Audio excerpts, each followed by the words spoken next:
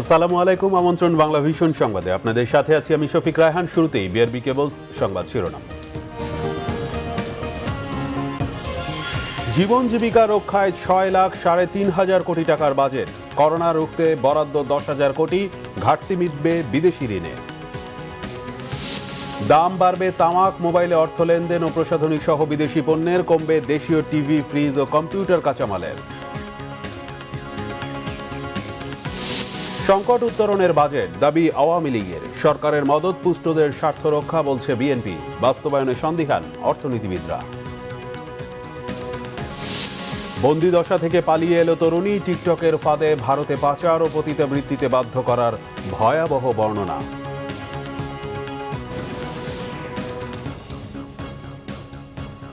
দেখছিলেন BRB cables সংবাদ শিরোনাম, এবার বিস্তারিত। জীবন জীবিকা রক্ষার বড় চ্যালেঞ্জ নিয়ে 6,03,681 কোটি টাকার রেকর্ড বাজেট উপস্থাপন করলেন অর্থমন্ত্রী আহম মোস্তফা কামাল। 80% মানুষকে টিকা দেওয়ার পরিকল্পনা থেকে স্বাস্থ্য খাতে এবারও দিলেন 10,000 কোটি টাকার বিশেষ বরাদ্দ। আয়ের সম্ভাবনা কম থাকায় ঘাটতি মেটাতে ব্যাপক হারে বিদেশি ঋণের প্রস্তাব দিলেন তিনি। আয় বাড়াতে বিত্তবানদের ওপর করের ভার দেওয়ার পাশাপাশি বাড়ালেন মোবাইলে অর্থ লেনদেন সেবাদাতা কোম্পানির করের হারও। তবে সীমিত করলেও একেবারে বাদ দেননি কালো টাকা সাদা করার সুযোগ। করোনায় বিপর্যস্ত অনিশ্চিত ভবিষ্যতের মুখোমুখি দাঁড়িয়ে দেশের 50তম বাজেট দিলেন অর্থমন্ত্রী আহম মোস্তফা কামাল। 2021-2022 অর্থ বছরের প্রস্তাবিত বাজেট এই মহান সংসদে উপস্থাপন করছি। 158 পৃষ্ঠার বাজেট বক্তৃতার বড় অংশই তিনি উপস্থাপন করেন ডিজিটাল পদ্ধতিতে, যেখানে প্রামাণ্য চিত্রের মাধ্যমে তুলে ধরা হয় বাংলাদেশের 50 বছরের অর্জন আর সম্ভাবনার কথা। শেখ হাসিনার 17 বছরের জীবন জীবিকায় প্রাধান্য দিয়ে সুদৃঢ় আগামীর পথে বাংলাদেশ শিরোনামে দেয় এই বাজেট অর্থমন্ত্রীর তৃতীয় বাজেট। 2021-2022 অর্থ বছরের বাজেটটি সংক্ষিপ্ত আকারে উপস্থাপন করছে। প্রস্তাবিত বাজেটের আকার ধরা হয়েছে 6,03,681 কোটি টাকা, যা চলতি বাজেটের তুলনায় 6% বড়। এতে সামগ্রিক ঘাটতি ধরা হয়েছে 2,14,681 কোটি টাকা, যা জিডিপির 6.2%। বাজেটে অর্থনৈতিক প্রবৃদ্ধির লক্ষ্য ধরা হয়েছে 7.2%। আছে 5.3% মূল্যস্ফীতি ধরে রাখার প্রত্যয়। আমাদের বাজেটের আকার প্রাক্কলন করা হয়েছে 6,03,681 কোটি টাকা। প্রস্তাবিত বাজেটে চলমান মেগা প্রকল্প এগিয়ে নিতে বরাদ্দ বাড়ানো হলেও বেশি গুরুত্ব পেয়েছে স্বাস্থ্য খাত। দেয়া হয়েছে 32,731 কোটি টাকার বরাদ্দ। মহামারী মোকাবেলায় রাখা হয়েছে 10,000 কোটি টাকার বিশেষ বরাদ্দ। অর্থনৈতিক কর্মকাণ্ড স্বাভাবিক রাখা, সফলভাবে কোভিড-19 প্রতিষেধক টিকাদান ও সর্বোপরি প্রান্তিক জনগোষ্ঠীর জীবন জীবিকার বিষয়টি বিবেচনায় নিয়ে মূলত 2021-22 অর্থ বছরের বাজেট প্রস্তুত করা হয়েছে। অর্থনীতি পুনরুদ্ধারে অর্থমন্ত্রী দিয়েছেন চলমান উন্নয়ন প্রকল্প চালু রাখার দিকে বিশেষ নজর। উন্নয়ন বাজেটে রাখা 2,37,000 কোটি টাকার 2,25,000 কোটি থাকছে বার্ষিক উন্নয়ন কর্মসূচিতে। খাতভিত্তিক বিবেচনায় এবার বেশি অর্থ যাচ্ছে পরিবহন ও যোগাযোগে, 25.8%। দ্বিতীয় সর্বোচ্চ বরাদ্দ শিক্ষা ও প্রযুক্তি খাতে 19.7 স্থানীয় সরকারে 15.1%, বিদ্যুৎ জ্বালানিতে 11.5% আর স্বাস্থ্য খাতে বরাদ্দ 6.6% অর্থ। এবারে বাজেটেও দেশ ও জাতির উন্নয়নের পাশাপাশি প্রাধিকার পাচ্ছে দেশের পিছিয়ে পড়া মানুষ, প্রান্তিক জনগোষ্ঠী ও তাদের জীবন জীবিকা। প্রস্তাবিত বাজেটে অর্থায়নের মূল উৎস এনবিআরকে দেওয়া হয়েছে বাজেটের 54.7% রাজস্ব আয়ের লক্ষ্যমাত্রা। 3,30,000 কোটি টাকা আয়ের 38.7% আসবে ভ্যাট থেকে, আয়কর থেকে আসবে 31.8% অর্থ। বাকি অর্থের 11.5% আসবে আমদানি শুল্ক এবং 11.5% অর্থ আসবে সম্পূরক শুল্ক থেকে। এক সময়ে বিশ্বের দরিদ্রতম 10। এরপরও 2,14,000 কোটি টাকার যে ঘাটতি থাকবে তা পূরণ করা হবে বৈদেশিক ও অভ্যন্তরীণ উৎস থেকে ঋণ নেওয়ার মাধ্যমে। এবার বিদেশি উৎস থেকে ঋণ নেওয়ার টার্গেট ধরা হয়েছে 97,738 কোটি টাকা। এরপরও যেই অর্থের টান পড়বে তা মেটাতে ব্যাংক থেকে 76,452 কোটি টাকা ধার করবে সরকার। অন্য উৎসের মধ্যে সঞ্চয়পত্র বিক্রি করে তোলা হবে 32,000 কোটি টাকা। সম্পূরক বাজেটে লক্ষ্যমাত্রা। এবারের বাজেটে আয়ের তুলনায় ব্যয়ের পরিকল্পনা বড়। সামাজিক সুরক্ষার আওতাও বাড়ছে। কর্মসংস্থান বাড়াতে কর ছাড় দিয়েছেন উদ্যোক্তাদের। এই বিবেচনায় অর্থমন্ত্রীর আশা শিগগিরই ঘুরে দাঁড়াবে দেশের অর্থনীতি। ইনশাআল্লাহ অর্জিত হবে আমাদের 2030, 2031, 2041, 2100 সাল সহ সকল স্বপ্নের বাস্তবায়ন। বাজেটে করমুক্ত আয়সীমা আগের ৩ লাখ টাকা বহাল রাখা হলেও ৩.৫ লাখ টাকা করা হয়েছে তৃতীয় লিঙ্গের আয়সীমা। ব্যবসা বাণিজ্য প্রসারে এবার তালিকাভুক্ত ও তালিকাভুক্ত নয় এমন কোম্পানির কর্পোরেট কর হার ২.৫% হারে কমানোর প্রস্তাব দিয়েছেন অর্থমন্ত্রী। তবে একক মালিকানার কোম্পানি হলে কর্পোরেট কর হার কমবে ৭.৫%। এবং সপ্তম অধ্যায় দুটি পাওয়ার পয়েন্টের মাধ্যমে অপ্রদর্শিত অর্থ দিয়ে জমি কেনা ও নগদ টাকায় ব্যাংকে এফডিআর করার সুযোগ বন্ধ করলেও এবার ফ্ল্যাট কিনে সাদা করা যাবে কালো টাকা। ১৬ কোটি মানুষের দেশে মাত্র ২৫ লাখ মানুষ কর দেয়ায় এবার যৌক্তিক আয় থাকা সব করদাতাকে করের আওতায় আনতে চান অর্থমন্ত্রী। বৈশ্বিক মহামারী করোনায় থমকে যাওয়া অর্থনীতি চাঙ্গা করার বড় স্বপ্ন নিয়ে দেশের প্রথম বাজেটের তুলনায় প্রায় ৮০০ গুণ বড় বাজেট দিলেন অর্থমন্ত্রী। স্বাধীনতার সুবর্ণ জয়ন্তীতে দেয়া এই বাজেট দেশের অর্থনীতির জন্য মাইলফলক হয়ে থাকার পাশাপাশি দেশের উন্নয়ন অগ্রগতিতে রাখবে গুরুত্বপূর্ণ ভূমিকা, এমনটাই আশা করছে সরকার। জিয়াউল হক সবুজ, বাংলাভিশন, ঢাকা। কাগজে কলমে দেশে চলছে বিনিয়োগের খরা, আবার করোনায় বেশিরভাগ মানুষের আর্থিক অবস্থাও আগের চেয়ে খারাপ। এমন বাস্তবতার মধ্যেও বেড়েছে রাজস্ব আহরণের লক্ষ্য। স্বাস্থ্য ও সামাজিক নিরাপত্তা খাতে বরাদ্দ বৃদ্ধির বাড়তি চাপ সামনে রেখে অর্থমন্ত্রী লক্ষ্য অর্জনে কষছেন নানা হিসাব নিকাশ। দেশে চলমান করোনার দ্বিতীয় ঢেউয়ের মধ্যে ব্যবসায়ী মহল দাবি করে আসছেন এখনো স্বাভাবিক পর্যায়ে নেই ব্যবসা বাণিজ্য। এদিকে করোনা ধাক্কায় অনেকে চাকরি হারিয়েছেন, আয় কমে গেছে সাধারণ মানুষের। তারপরও আগের অর্থ বছরের চেয়ে বাড়তি রাজস্ব আদায়ের লক্ষ্যমাত্রা থাকছে। রাজস্ব আয় প্রাক্কলন করা হয়েছে ৩,89,০০০ কোটি টাকা। এর মাঝে জাতীয় রাজস্ব বোর্ড উৎস হতে ৩,৩০,০০০ কোটি টাকা এবং অন্যান্য উৎস হতে ৫৯,০০০ কোটি টাকা সংগ্রহ করা হবে। দেশীয় উৎস বৈদেশিক অনুদান মিলে এবার ৩,৯২,৪৯০ কোটি টাকা পেতে চায় সরকার। এর মধ্যে জাতীয় রাজস্ব বোর্ডকে টার্গেট দেওয়া হয়েছে ৩,৩০,০০০ কোটি টাকা আদায়ের। বাকি অর্থ এনবিআর বহির্ভূত কর থেকে ১৬,০০০ কোটি টাকা ও ৪৩,০০০ কোটি টাকা অর্থমন্ত্রী নিতে চান কর বহির্ভূত উৎস থেকে। মাননীয় স্পিকার, বাজেটে ঘাটতি ধরা হয়েছে ৬.২%, যার টাকার অঙ্কে দাঁড়ায় ২,১৪,৬৮১ কোটি টাকা। ঘাটতির সবচেয়ে বড় অংশ ১,১৩,৪৫৩ কোটি টাকা নেওয়ার পরিকল্পনা অভ্যন্তরীণ ঋণ থেকে, যার মধ্যে ব্যাংক ব্যবস্থা থেকে নেওয়া হবে ৭৬,৪৫২ কোটি টাকা, সঞ্চয়পত্রে ৩২,০০০ কোটি টাকা ও ব্যাংক বহির্ভূত খাত থেকে ৩৭,০০০ কোটি টাকা ঋণ নেবে সরকার। আর ঘাটতির বাকিটা ৯৭,৭৩৮ কোটি টাকা ঋণ হিসেবে বিদেশ থেকে নেওয়ার পরিকল্পনা নেওয়া হয়েছে। আমরা শতাংশের হিসেবে সবচেয়ে বেশি অর্থ পাওয়ার লক্ষ্য ভ্যাট থেকে, যা মোট ৩৮.৭%। এর পরেই আয়কর থেকে ৩১.৮%, সম্পূরক আমদানি শুল্ক থেকে যথাক্রমে ১৬.৫% ও ১১.৫%। ভ্যাট থেকে অর্থ পাওয়ার লক্ষ্য ১,২৭,৭৪৫ কোটি টাকা, আয়কর থেকে ১,০৪,৯৫২ কোটি টাকা। এরপর সর্বোচ্চ আদায়ের খাতগুলো সম্পূরক শুল্ক ও আমদানি শুল্ক থেকে। আগে থেকে আভাস ছিল এবার শেয়ার বাজারে তালিকাভুক্ত কোম্পানির কর্পোরেট ট্যাক্স কমছে, তার ছাপও পাওয়া যাচ্ছিল বাজারে।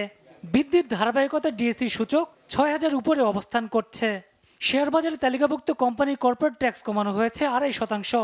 একই পরিমাণ কমানো হয়েছে তালিকা বহির্ভূত কোম্পানির ক্ষেত্রেও।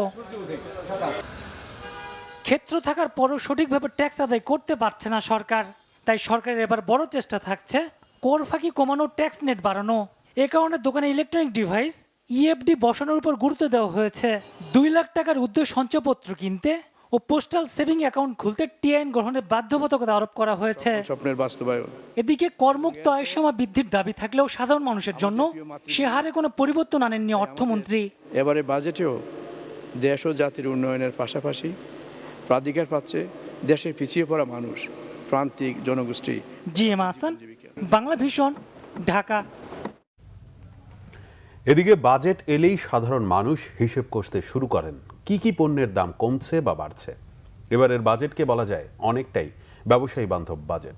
দেশীয় উদ্যোক্তাদের সুযোগ দিতেই করের বোঝা চাপানো হয়েছে আমদানি পণ্যে। বাজেট মানেই করের বোঝা আর নতুন খরচের হিসাব নিকাশ, এমনটাই ধারণা বেশিরভাগ মানুষের। তবে এবার হয়তো সে ধারণা পাল্টে দিতে চেয়েছেন অর্থমন্ত্রী আহমদ মুস্তফা কামাল। সংসদে প্রস্তাবিত ২০২১-২২ অর্থবছরের বাজেটে সুযোগ দেওয়া হয়েছে দেশীয় উদ্যোক্তা ও শিল্প খাতকে। ফলে দেশীয় উৎপাদিত পণ্যের খরচ বাড়ছে না।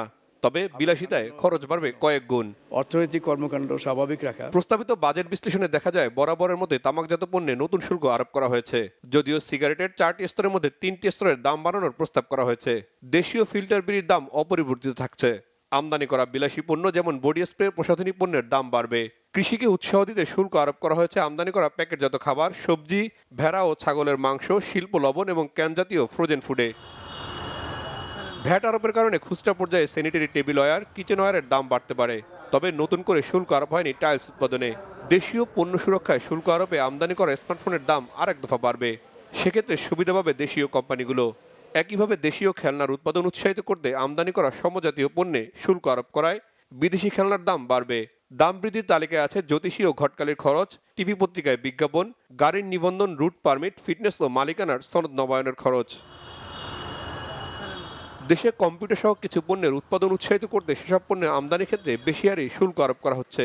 তবে শুল্ক ছাড় দেওয়া হয়েছে কৃষিযন্ত্র, স্বাস্থ্য সুরক্ষা পণ্য, ওষুধের কাঁচামাল আমদানিতে। এছাড়া ক্যান্সার প্রতিরোধক ওষুধ উৎপাদনে ব্যবহৃত কাঁচামাল ও হার্টের রিং উৎপাদনে কর অব্যাহতির সুবিধা দেওয়া হয়েছে। ফলে এসব পণ্যের দাম কমতে পারে। আমদানি করা পূর্ণাঙ্গ মোটরসাইকেলের চেয়ে দেশে সংযোজিত মোটরসাইকেল পাওয়া যাবে কম দামে। অগ্নি নির্বাপন ব্যবস্থায় ব্যবহৃত উপকরণের শুল্ক কমানো হয়েছে প্রস্তাবিত বাজেটে। এছাড়া পাউরুটি, বনরুটি, হাতে তৈরি কেক প্রতি কেজি 150 টাকা পর্যন্ত মূসক অব্যাহতি দেওয়া হয়েছে। কৃষি যন্ত্রপাতির মধ্যে power reaper, power tiller, operated seeder, combined harvester, লিস্ট পাম্পের স্থানীয় উৎপাদন পর্যায়ে মূসক অব্যাহতি দেওয়া হয়েছে। ফলে এসব পণ্যের দাম কমবে। প্রস্তাবিত বাজেটে বেশ কয়েকটি শিল্পে শুল্ক কমানোর সুপারিশ করা হয়েছে। এ কারণে স্টেইনলেস স্টিল, মাছ, মুরগি ও গবাদি পশুর খাবার, লুব্রিকেন্ট, পেট্রোলিয়াম, বিটুমিন, পেপার ও paper board, knit fabrics, electric panel, দেশে উৎপাদিত ওয়াশিং মেশিন, ক্যাপাসিটার্স, স্থানীয়ভাবে উৎপাদিত কম্পিউটার যন্ত্রাংশের দাম কমবে। রিশান নাসরুল্লাহ, বাংলা ভিশন, ঢাকা। এবারের বাজেটে স্বাস্থ্য খাতে বরাদ্দ রাখা হয়েছে 32,731 কোটি টাকা, যা গেলবারের চেয়ে 3,486 কোটি টাকা বেশি। এছাড়া করোনা মোকাবেলায় জরুরি চাহিদা মেটানোর জন্য থোক বরাদ্দ দেওয়া হয়েছে 10,000 কোটি টাকা। সামাজিক নিরাপত্তা খাতে বরাদ্দ প্রস্তাব রাখা হয়েছে 1,07,614 কোটি টাকা। বরাদ্দ যাই হোক, অভিজ্ঞতার আলোকে সুষ্ঠু খরচ করাকেই চ্যালেঞ্জ হিসেবে দেখছেন বিশেষজ্ঞরা। মাননীয় স্পিকার, সার্বিক বিবেচনায় 2021-2022 অর্থ বছরের বাজেটটি সংক্ষিপ্ত আকারে উপস্থাপন করছি। জীবন ও জীবিকার প্রাধান্য আগামীর বাংলাদেশ, এমন প্রতিপাদ্যকে সামনে রেখে জাতীয় সংসদে দেশের 50তম বাজেট উপস্থাপন করেন অর্থমন্ত্রী আ.হ.ম মুস্তফা কামাল।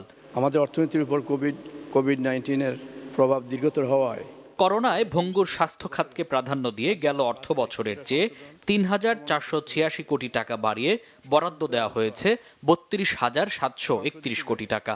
চলতি অর্থ বছরের বাজেটে এছাড়া করোনা ভাইরাস মহামারী মোকাবেলায় 10,000 কোটি টাকার থোক বরাদ্দ প্রস্তাব রাখা হয়েছে। তবে শুধু বরাদ্দ নয়, এর সুষম খরচ নিশ্চিতে সুশাসনের প্রয়োজন বলে মনে করেন খাত বিশেষজ্ঞরা। সরকারি হসপিটালে ডায়াগনস্টিক সেবা নাই, কাঙ্ক্ষিত পর্যায়ে নাই, ফলে রোগীকে বাইরে যে ডায়াগনস্টিক সেবা নিতে হয়, পকেট থেকে খরচ করতে হয়। সরকারি হসপিটালে ওষুধের সাপ্লাই পর্যাপ্ত থাকলেও রোগী কিন্তু সেই ওষুধটা পায় না। বেসরকারি গবেষণা প্রতিষ্ঠান সিপিডির তথ্য বলছে, দেশে করোনায় নতুন করে 1,64,00,000 মানুষ দারিদ্র্য সীমার নিচে নেমে গেছে। সরকারি হিসেবে নতুন দরিদ্রের সংখ্যা 2.5 কোটি। তাই করোনার দ্বিতীয় ঢেউ চলাকালে নতুন বাজেটে সামাজিক নিরাপত্তা খাতকে দেওয়া হয়েছে বিশেষ গুরুত্ব। 1,07,614 কোটি টাকা বরাদ্দের প্রস্তাব রাখা হয়েছে এবারের বাজেটে, যা মোট বাজেটের 17.83% এবং জিডিপির 3.11%। 2021-2022 অর্থ বছরের প্রথমবারের মতো সর্বাধিক দরিদ্রপ্রবণ 150টি উপজেলায় সব বয়স্ক ও বিধবা নারী ভাতার আওতায় এসেছে। ভাতার তালিকায় নতুন করে যুক্ত হয়েছে 18 লাখ অসচ্ছল প্রতিবন্ধী আর করোনায় ক্ষতিগ্রস্ত পরিবহন শ্রমিকরা। কয়েক লাখ দরিদ্র মা পাবেন মাতৃকালীন ভাতা। এছাড়াও মুক্তিযোদ্ধা সম্মানী ভাতা 12,000 থেকে 20,000 টাকায় উন্নীত করা হয়েছে। এতে বরাদ্দ বাড়বে 1,920 কোটি টাকা। তবে এসব ভাতা প্রকৃত সুবিধাভোগীদের কাছে পৌঁছাতে প্রাতিষ্ঠানিক কাঠামোকে আরও শক্তিশালী করার পরামর্শ অর্থনীতিবিদদের। যে আমরা যে প্রাতিষ্ঠানিক কাঠামোর ভিতর দিয়ে সামাজিক নিরাপত্তা বেষ্টনী বাস্তবায়নের চেষ্টা করছি, সেখানে অনেকগুলো দুর্বলতা রয়ে গেছে। তার মধ্যে সবচাইতে সম্ভবত গুরুত্বপূর্ণ হলো যে আমাদের কাছে নির্দিষ্টভাবে কিন্তু স্থানীয় পর্যায়ে এবং জাতীয় পর্যায়ে আমাদের কাছে এই ধরনের মানুষগুলোর কোনো সঠিক তালিকা নাই। এবার সামাজিক সুরক্ষা বরাদ্দে যোগ হয়েছে প্রধানমন্ত্রীর ঈদ উপহার। জেলা প্রশাসকদের তথ্য মতে ৩৫,০২,৫০০ কর্মহীন দরিদ্রকে দেয়া হবে নগদ সহায়তা। মামুন আব্দুল্লাহ, বাংলা ভিশন, ঢাকা। করোনার এই মহামারীতে অর্থনীতিকে স্বস্তি দিতে এবারের বাজেটে তৃতীয় সর্বোচ্চ গুরুত্ব দেওয়া হয়েছে কৃষি খাতকে। কৃষি, খাদ্য নিরাপত্তা এবং মৎস্য ও প্রাণী সম্পদ খাতে ২৪,৯৪৮ কোটি টাকা বরাদ্দের প্রস্তাব করা হয়েছে, যা গত অর্থ বছরের তুলনায় ৩০০ কোটি টাকা বেশি। ব্যবসা বাণিজ্যে স্থবিরতা নেমে আসলেও বাম্পার ফলনে করোনার মধ্যেও খাদ্য সংকটে পড়তে হয়নি দেশকে। খাদ্য নিরাপত্তা ও উন্নয়নে কৃষি খাতের এই অবদান ধরে রাখতে বাজেটে বরাদ্দের তৃতীয় অবস্থানে রয়েছে কৃষি খাত। ভর্তুকি বাড়ানো সহ আধুনিক যন্ত্রপাতি সরবরাহের দিকে বিশেষ নজর দেওয়া হয়েছে। ২০২০-২১ অর্থ বছরে কৃষি মন্ত্রণালয়ের জন্য বরাদ্দ ছিল ১৫,৪৪১ কোটি ৮৩ লাখ টাকা। ঘোষিত বাজেটে তা করা হয়েছে ১৬,০০০ কোটি টাকারও বেশি। আগামী 2021-22 অর্থ বছরে অভ্যন্তরীণ উৎস হতে 20.55 লক্ষ মেট্রিক টন চাল সংগ্রহের লক্ষ্যমাত্রা নির্ধারণ করা হয়েছে। মাননীয় প্রধানমন্ত্রীর নির্দেশনা অনুযায়ী প্রতি ইঞ্চি জায়গা চাষের আওতায় আনায়ন ও পারিবারিক পুষ্টি নিরাপত্তা নিশ্চিতকরণের লক্ষ্যে দেশের প্রতিটি ইউনিয়নে 32টি করে সবজি পুষ্টি বাগান সৃজন হচ্ছে।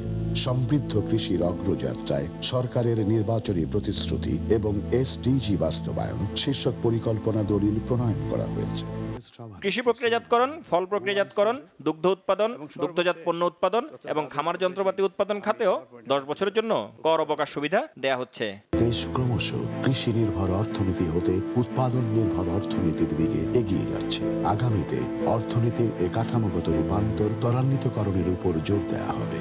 সে লক্ষ্যে সরকার নিম্নের কার্যক্রম বাস্তবায়নে আর্থিক সহায়তা প্রদান করবে, যথা 1. কৃষিকাজ যান্ত্রিকীকরণ, 2. এগ্রো প্রসেসিং খাতের উন্নয়ন, 3. কর্মীর দক্ষতা উন্নয়ন ও উৎপাদনশীলতা বৃদ্ধি। একমাত্র কৃষি অগ্রাধিকারের কথা বলা হলেও বাস্তবে তা নেই বলে মনে করেন কৃষি বিশেষজ্ঞ ডক্টর মোহাম্মদ সদরুল আমিন। 2.5 লাখ কোটি টাকা যে বাজেট ঘাটতি, এই ঘাটতিতে শিকার হবে কোনো না কোনো মন্ত্রণালয়। তার মধ্যে কৃষি হবে 1 নম্বর, যে টাকা শর্ট পড়লে যে ঠিক আছে ওখান থেকে কেটে দেওয়া। কৃষি যান্ত্রিকীকরণ, এতে টাকা দেওয়া আছে, কিন্তু এটাতে অর্ধেক টাকা দেওয়া হচ্ছে ভর্তুকিতে, আর বাকি অর্ধেক টাকার কিন্তু কোনো প্রাতিষ্ঠানিক সিদ্ধান্ত এখনো হয়নি। কৃষি সম্প্রসারণ বিভাগ, বিএডিসি এবং কৃষি গবেষণা ইনস্টিটিউট বাড়ি, এই 3টা ইনস্টিটিউটের মধ্যে যদি কোনো সমন্বয় না থাকে তাহলে কোনো কৃষি প্রোগ্রাম বাস্তবায়ন করা সম্ভব হবে না। বরাদ্দ দেওয়ার পাশাপাশি তা ব্যবহারের সক্ষমতা তৈরির উপরও জোর দেন এই কৃষি বিশেষজ্ঞ। আহমেদ সরওয়ার, বাংলা ভিশন, ঢাকা। এবারের বাজেটকে বাস্তব ভিত্তিক, সংকটকালীন, সময় উপযোগী বলে মন্তব্য করেছেন আওয়ামী লীগ সাধারণ সম্পাদক ওবায়দুল কাদের। আর তথ্য ও সম্প্রচার মন্ত্রী ডক্টর হাসান মাহমুদ বলেছেন, এবারের বাজেট জনবান্ধব। প্রাথমিক প্রতিক্রিয়ায় তারা এসব মন্তব্য করেন। দেশের সকল মানুষের অংশগ্রহণের নিশ্চয়তা সহ এটি একটি বাস্তব ভিত্তিক, সংকটকালীন, সময়োপযোগী বাজেট। জিএম কাদের সাহেবের কাছে অবাস্তব মনে হতে পারে, কিন্তু জিএম কাদের সাহেবকে আমি সবিনয়ে অনুরোধ জানাবো যে অতীতের বাজেটগুলোর দিকে তাকানোর জন্য। সেগুলোর ক্ষেত্রে বহুজনে অবাস্তব বলেছিলেন, কিন্তু সেগুলো বাস্তবায়িত হয়েছে।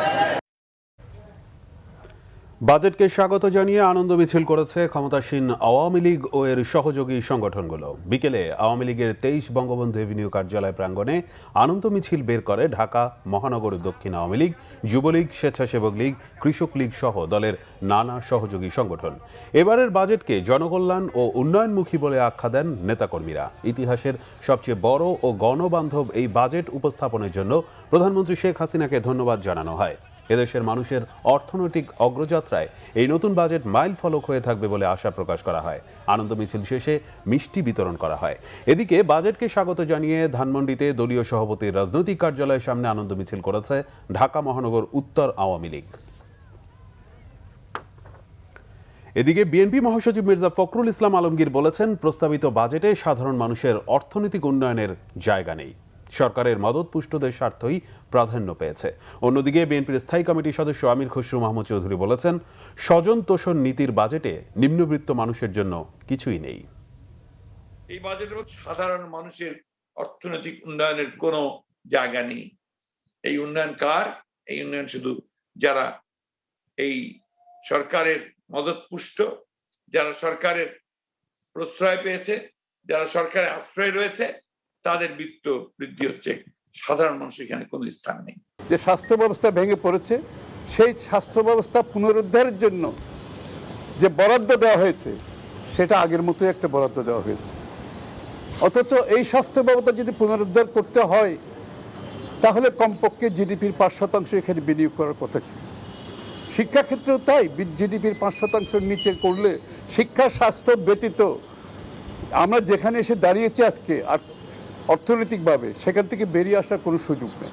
শিক্ষা স্বাস্থ্য হাতে সবচেয়ে বেশি বরাদ্দ থাকার কথা, কিন্তু আমরা দেখছি সেই আগের মতোই বরাদ্দ।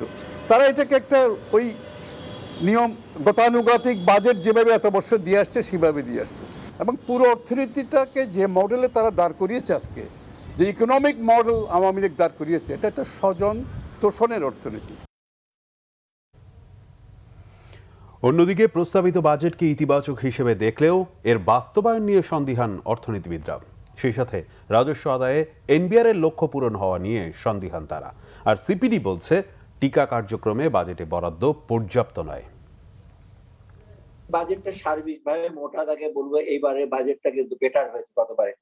শিল্প এবং বাণিজ্যের কিছু কর সুবিধা দেওয়া, কিছু ছাড় দেওয়া, কর্পোরেট কর, ইভেন ছোট মাঝারি শিল্প বিশেষ করে মহিলা উদ্যোক্তাদের 50 লাখ টাকা থেকে বাড়িয়ে 70 লাখ টাকা করেছে এক্সেপশন। এইগুলো মোটামুটি ভালো উদ্যোগ। পলিসিতে কিন্তু বাংলাদেশে বাস্তবায়নটা খুবই দুর্বল বাজেট। তো মূল বিষয়টা হলো বাস্তবায়নের, এবং যেটা আমি বারবারই উল্লেখ করছি, বিভিন্ন সময়ে বিভিন্নভাবে জোর দিচ্ছি।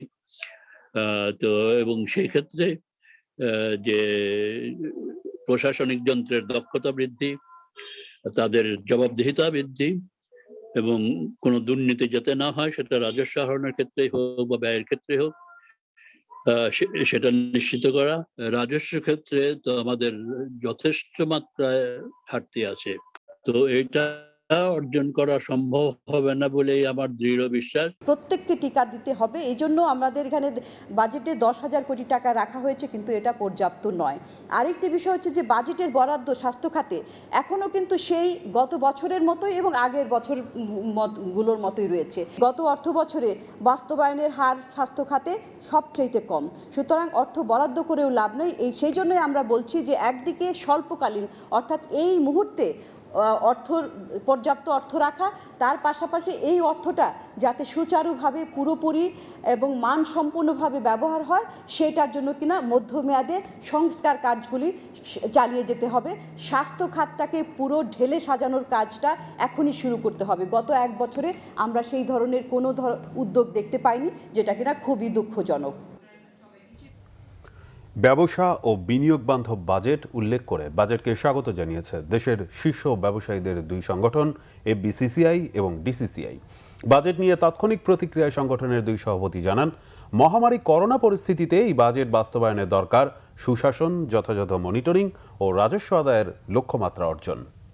বাজেট বাস্তবায়নের চ্যালেঞ্জ হচ্ছে সুশাসন, যথাযথ মনিটরিং, বিনিয়োগ ও উৎপাদন বৃদ্ধির মাধ্যমে ব্যবসা বাণিজ্য বান্ধব রাজস্ব ব্যবস্থাপনার মাধ্যমে কাঙ্ক্ষিত রাজস্ব আদায়।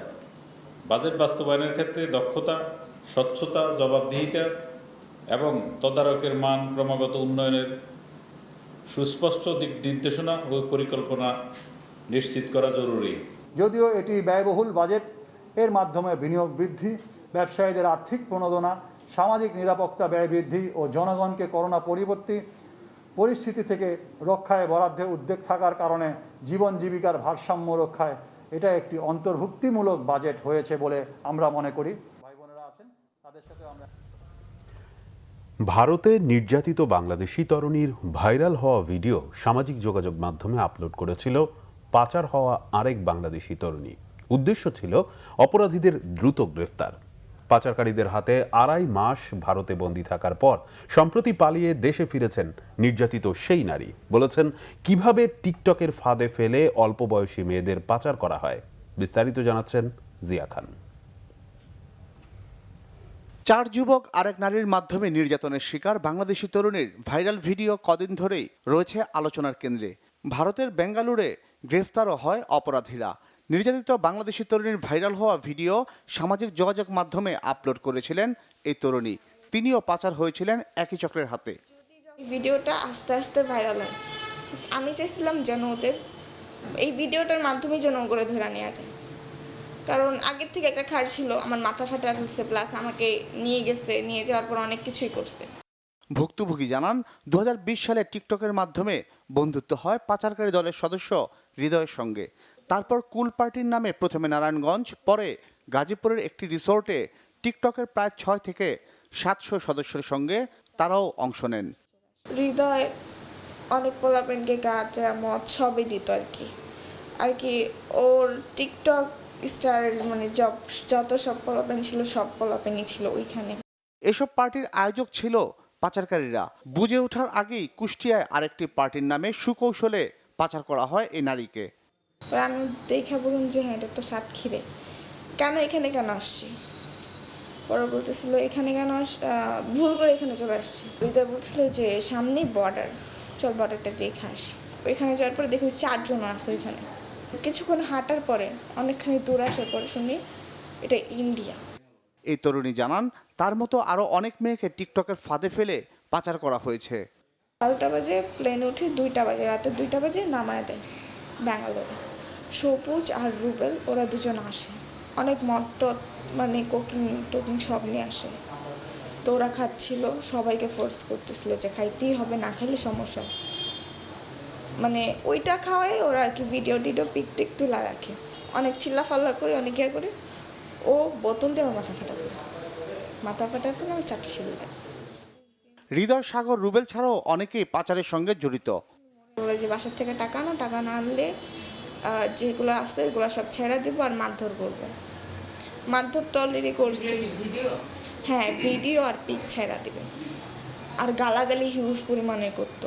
সব জায়গাগুলোতেই পাঠায়, মুম্বাই, দিল্লি, হায়দ্রাবাদ, কেরালা, আর কি যা আছে সব জায়গায় পাঠায়। ভুক্তভোগী জানান বেঙ্গালোর থেকে পালিয়ে তিনি প্রথমে চেন্নাই যান, তারপর অন্যর সহযোগিতায় চেন্নাই থেকে কলকাতা হয়ে বাংলাদেশে ফিরে আসেন এই নির্যাতিতা নারী। জিয়া খান, বাংলা ভিশন, ঢাকা। সারা দেশে করোনায় আরো 30 জনের মৃত্যু হয়েছে। এ নিয়ে কোভিড-19 মারা গেলেন মোট 12,724 জন। স্বাস্থ্য অধিদপ্তরে পাঠানো বিজ্ঞপ্তিতে জানানো হয়েছে 16,972টি নমুনা পরীক্ষায় 1,687 জনের শরীরে করোনা ভাইরাস শনাক্ত হয়েছে। এ নিয়ে মোট 8,05,980 জনের করোনা শনাক্ত হলো। নতুন করে সুস্থ হয়েছেন 1,970 জন। মোট সুস্থ হলেন 7,46,035 জন। পরীক্ষার বিপরীতে 24 ঘন্টায় শনাক্তের হার 9.94, সুস্থ 92.56 এবং মৃত্যুর হার 1.58%। দেশে করোনা আরো 30 জনের মৃত্যু হয়েছে। এ নিয়ে কোভিড-19 মারা গেলেন মোট 12,724 জন। এদিকে রাজশাহী মেডিকেল কলেজ হাসপাতালের আইসিইউ সহ করোনা ওয়ার্ডে একদিনে আরো 9 জনের মৃত্যু হয়েছে। মারা যাওয়া রোগীদের 2 জন রাজশাহীর, চাঁপাইনবাবগঞ্জের 5 জন আর বাকি 2 জন নাটোর ও পাবনার বাসিন্দা। হাসপাতালের উপপরিচালক ডাক্তার সাইফুল ফেরদৌস জানান, বৃহস্পতিবার সকাল পর্যন্ত আইসিইউতে 5 জন ও করোনা ওয়ার্ডে 4 জনের মৃত্যু হয়। বর্তমানে আইসিইউতে রয়েছেন 16 জন এবং করোনা ইউনিটে ভর্তি 224 জন। এদের মধ্যে বেশিরভাগ রাজশাহী ও চাঁপাইনবাবগঞ্জের। এদিকে সিলেটে করোনা আক্রান্ত হয়ে একদিনে আরো 2 জনের মৃত্যু হয়েছে। নতুন শনাক্ত হয়েছে 36 জন। চট্টগ্রামে মারা গেছেন 1 জন, নতুন শনাক্ত 111 জন। এদিকে সাতক্ষীরায় একদিনে 94 জনের টেস্টে 50 জনের পজিটিভ এসেছে। স্বাস্থ্যবিধি মেনে অবিলম্বে শিক্ষা প্রতিষ্ঠান খোলার রোডম্যাপ ঘোষণার দাবিতে রাজধানীর নীলক্ষেতে সড়ক অবরোধ করে আন্দোলন করেছেন 7 কলেজের শিক্ষার্থীরা। 5 জুনের মধ্যে দাবি না হলে 6 জুন আবার আন্দোলনের আলটিমেটাম দিয়েছে শিক্ষার্থীরা। সকাল 11টায় নীলক্ষেত মোড়ে সড়ক অবরোধ করে শিক্ষার্থীরা। 7 কলেজের শিক্ষার্থীরা বলেন, কলেজ বিশ্ববিদ্যালয় বন্ধের 14 মাস পেরিয়ে গেলেও শিক্ষা মন্ত্রণালয় এবং কলেজ প্রশাসন থেকে এখনো কোনো রোডম্যাপ ঘোষণা করা হয়নি, বরং একের পর এক তারিখ ঘোষণা করে দায়িত্ব এড়িয়ে যাওয়া হচ্ছে। অনলাইন ক্লাস চালু রাখা হলেও নানা জটিলতায় তাতে অনেকেই অংশ নিতে পারছেন না। ভয়াবহ নিমতলী ট্র্যাজেডির 11 বছর আজ। 2010 সালের এই দিনে ভয়াবহ অগ্নিকাণ্ডে 124 জন মানুষ প্রাণ হারান। শোক আর দোয়া মাহফিল আয়োজনের মধ্য দিয়ে নিহতদের স্মরণ করছে স্বজন ও স্থানীয়রা। 2010 সালের 3 জুন পুরনো ঢাকার নিমতলীতে একটি রাসায়নিকের কারখানায় আগুন লাগে। মুহূর্তেই ছড়িয়ে পড়ে আশেপাশের দোকানপাট ও বসতবাড়িতে। আগুনে পুড়ে প্রাণ হারায় 124 জন, আহত হন আরও অনেকে। পুড়ে ছাই হয়ে যায় 23টি বসতবাড়ি, দোকানপাট ও কারখানা। ওই ঘটনার পর অসংখ্যবার পুরনো ঢাকার আবাসিক এলাকা থেকে রাসায়নিক কারখানা ও গুদাম সরিয়ে নেওয়ার দাবি ওঠে। সিটি কর্পোরেশন থেকে কয়েকবার উদ্যোগও নেওয়া হয়, তবে কোনো উদ্যোগই সফল হয়নি। পুরনো ঢাকার অনেক বাড়িতে এখনও রাসায়নিক দ্রব্যের গুদাম ও কারখানা রয়েছে। 2011 সালের এপ্রিলে স্বরাষ্ট্র মন্ত্রণালয়ের উদ্যোগে আবাসিক এলাকা থেকে রাসায়নিক কারখানা ও গুদাম সরিয়ে কামরাঙ্গীরচর ও কেরানীগঞ্জে নেওয়ার সিদ্ধান্ত নেওয়া হয়, যা এখনও বাস্তবায়ন হয়নি। কোভিড-19-এর দ্বিতীয় ঢেউ মোকাবেলায় বন্ধুত্বের নিদর্শন হিসেবে নেপাল সেনাবাহিনীকে জরুরি চিকিৎসা ও সুরক্ষা সামগ্রী হস্তান্তর করেছে বাংলাদেশ সেনাবাহিনী। বাংলাদেশ বিমান বাহিনী ঘাঁটি বঙ্গবন্ধু ঢাকাতে সেনাবাহিনীর পক্ষে নেপালের রাষ্ট্রদূত ডক্টর বংশীধর মিশার কাছে চিকিৎসা সামগ্রী হস্তান্তর করেন ভারপ্রাপ্ত সেনাপ্রধান lieutenant general M Shafiuddin Ahmed. জরুরি চিকিৎসা সামগ্রীর মধ্যে রয়েছে বিভিন্ন ধরনের ঔষধ, PPE set, hand sanitizer, surgical mask, disposable cap ও এক্সামিনেশন গ্লাভস। বাংলাদেশ সেনাবাহিনীর এই সহায়তা নেপাল সেনাবাহিনীকে কোভিড পরিস্থিতি মোকাবেলায় সহায়তা করবে বলে আশা করা হচ্ছে। এর আগে 2015 সালে ভয়াবহ ভূমিকম্পের পরও বন্ধু প্রতিবেশী দেশ নেপালে চিকিৎসা ও খাদ্য সহায়তা করেছিল বাংলাদেশ সেনাবাহিনী।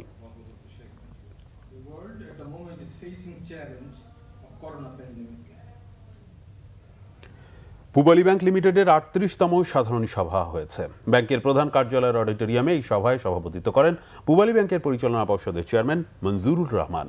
উপস্থিত ছিলেন ব্যাংকের ব্যবস্থাপনা পরিচালক ও প্রধান নির্বাহী কর্মকর্তা শফিউল আলম খান চৌধুরী সহ পরিচালনা পর্ষদের সদস্যরা। সাধারণ সভায় শেয়ার হোল্ডারদের মতামতের ভিত্তিতে 31 ডিসেম্বর 2020 সালের জন্য 12.50% ক্যাশ ডিভিডেন্ড দেওয়ার সিদ্ধান্ত নেওয়া হয়।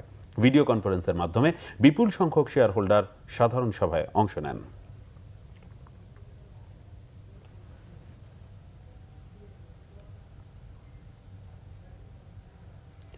ঢাকায় নিযুক্ত জার্মান রাষ্ট্রদূত পিটার ফরেনসোল্ট বলেছেন, গত কয়েক বছরে বাংলাদেশের ব্যাপক উন্নয়ন হয়েছে।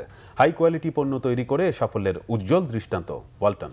গাজীপুরের চন্দ্রায় ওয়ালটন হাইটেক কারখানা পরিদর্শনের সময় একথা বলেন জার্মান রাষ্ট্রদূত। জার্মানি সহ বিশ্বের বিভিন্ন দেশে ওয়ালটন পণ্য রপ্তানি করছে ওয়ালটন। এ সময় তার সঙ্গে ছিলেন ঢাকায় জার্মান দূতাবাসের ডেপুটি হেড অফ মিশন কনস্টান্সা জেরিঙ্গার। কারখানা কমপ্লেক্সে জার্মান প্রতিনিধি দলকে স্বাগত জানান ওয়ালটন হাইটেক ইন্ডাস্ট্রিজ লিমিটেডের ব্যবস্থাপনা পরিচালক প্রকৌশলী গোলাম মোর্শেদ। উপস্থিত ছিলেন প্রতিষ্ঠানটির deputy managing director Humayun Kabir ও আলমগীর আলম সরকার সহ অন্যান্য কর্মকর্তারা।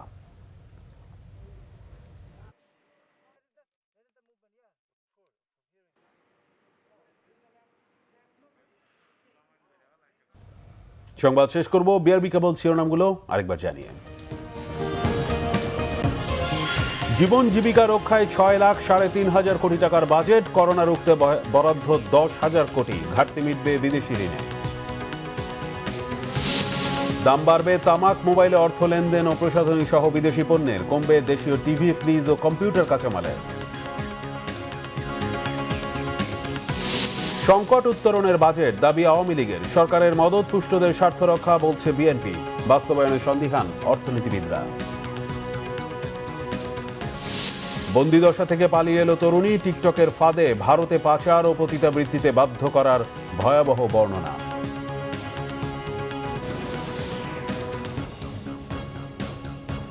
এই ছিল এখনকার মতো।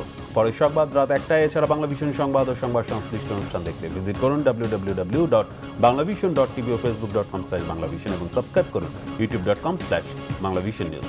এতক্ষণ সাথে থাকায় ধন্যবাদ।